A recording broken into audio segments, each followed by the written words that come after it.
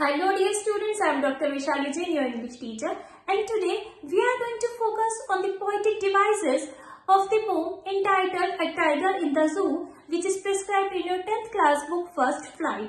And let me also tell you that it's line by line explanation in detail plus extra question answers and analysis already we have covered in the previous video, and that link you can find in the description box below, right? So here we go. So let's focus over poetic devices stanza by stanza. First of all, let's see stanza number 1.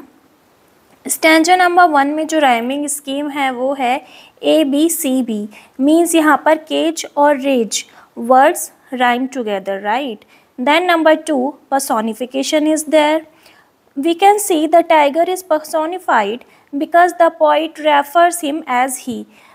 अगर हम ideally देखें तो tiger की जगह it का use होना चाहिए था, बट जो हमारे पोइट है लेस्ली नॉरिस, उन्होंने ही कहकर टाइगर को एड्रेस किया है, तो यहाँ टाइगर को पर्सोनिफाई किया गया है. Now number 3, metaphor is there. Tigers paws are compared with velvet pads of velvet, right. Means tiger के पॉज को, उसके जो पैर हैं उनको पैड्स ऑफ वेलवेट, जो वेलवेट के पैड्स होते हैं उनसे कंपेयर किया गया है. So there is metaphor figure of speech. Now number 4, enjambment is there. So we know my dear students that a sentence where the sentence is continuing to the next sentence without any punctuation mark. So we can see in the first line of first stanza, he stalks in his vivid strips. So यहाँ पर enjoyment figure of speech है, क्योंकि जो next line है the few steps of his cage, दूसरी line continue हो गई है एंड फर्स्ट लाइन में हमारा कोई भी पंक्चुएशन मार्क नहीं है, that's Y. Now number C. Now let's see number 5, imagery. Here poet tries to create an image about the tiger. हम देखते हैं कि पोइट ने एक इमेज बनाने की कोशिश की है रीडर के माइंड और हार्ट में. यहाँ पर एग्जाम्पल है he stalks in his vivid strips the few steps of cage. मतलब हम सोच सकते हैं कि हाँ, हम एक केज में बंद टाइगर धीरे धीरे चलता हुआ हम इमेजिन कर सकते हैं. So there is imagery figure of speech. Now number 6, consonance is here. So consonance क्या होता है? First let me tell you my dear students कि repetition of the consonant sound होता है यहाँ पर एक लाइन में, और वो वर्ड के बीच में और वर्ड के स्टार्टिंग में या एंड में कहीं भी हो सकता है. For an example see use of S sound. यहाँ पर देखिए stalks his stripes in first line, तो यहाँ पर कॉन्सोनेंस है. And number 7, assonance is there. So we know that use of vowel sound, the repetition of the vowel sound in a line is called assonance. तो हम देख सकते हैं यहाँ आई अल्फ़ाबेट का रेपिटेशन है इन हिज विविड स्ट्रिप्स में. So there is assonance figure of speech. Now see number 8, oxymoron is there. जो मैंने आपसे पहली वीडियो में पूछा भी है कि आप मुझे बताइए यहाँ पर कौन सी फिगर ऑफ स्पीच है, तो उसका आंसर है oxymoron. Let's see it in detail. Use of adjective opposite in meaning. यहाँ पर 2 एडजेक्टिव्स का यूज़ हुआ है टाइगर के लिए, क्वाइट, रेज. क्वाइट का मतलब है शांत, रेज का मतलब है गुस्सा. तो यहाँ 2 opposite ideas are placed together, that's why here oxymoron figure of speech is used. Now let's see stanza number 2. Stanza number 2 में जो राइमिंग स्कीम है that is same as the stanza number 1. Mean जो rhyming scheme है वो है ABCB. यहाँ पर भी ग्रास और पास जो वर्ड्स है they rhyme together. Now number 2, enjambment is there. So we know that line continues to next line without any punctuation mark.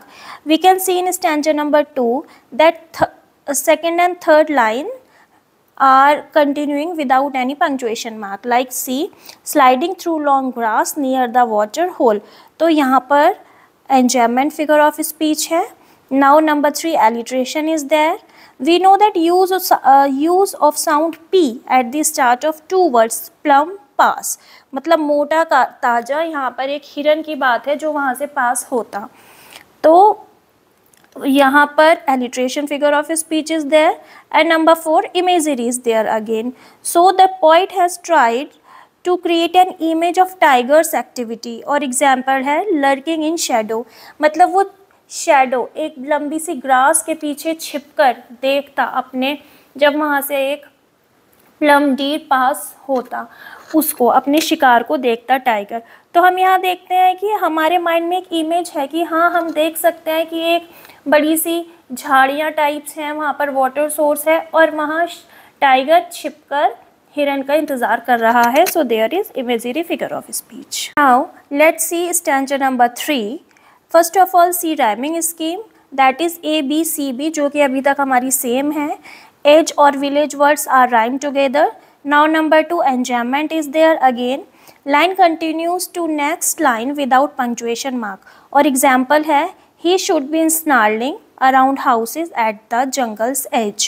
And onomatopoeia is there, which means using sounds which denote sound.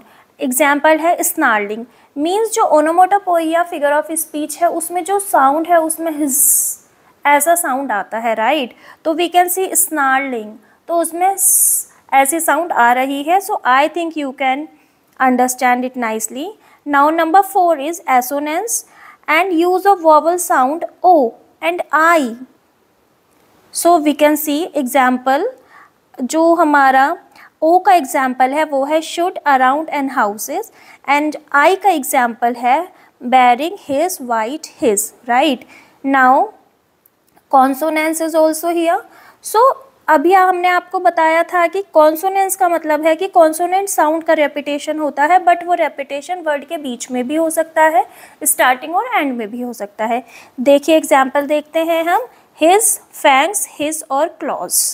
So stanza number 4 में जो rhyming scheme है वो same है, ABCB। Example है bars and visitors.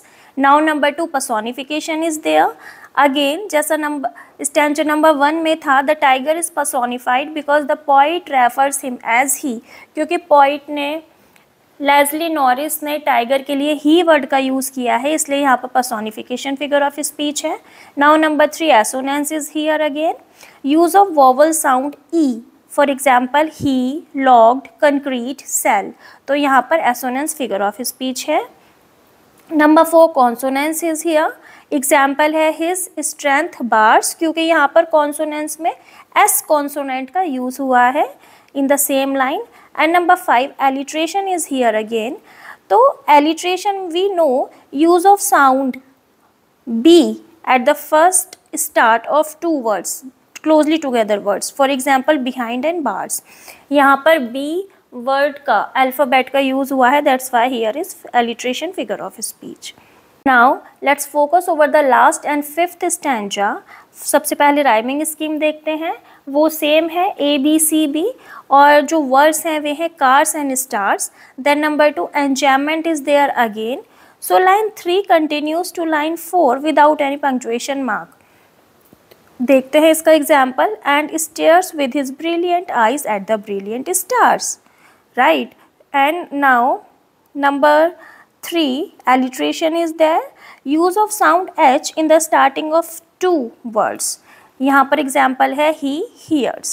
Now last is assonance, तो यहाँ पर I sound का यूज़ हुआ है, फॉर एग्जाम्पल with, his और brilliant.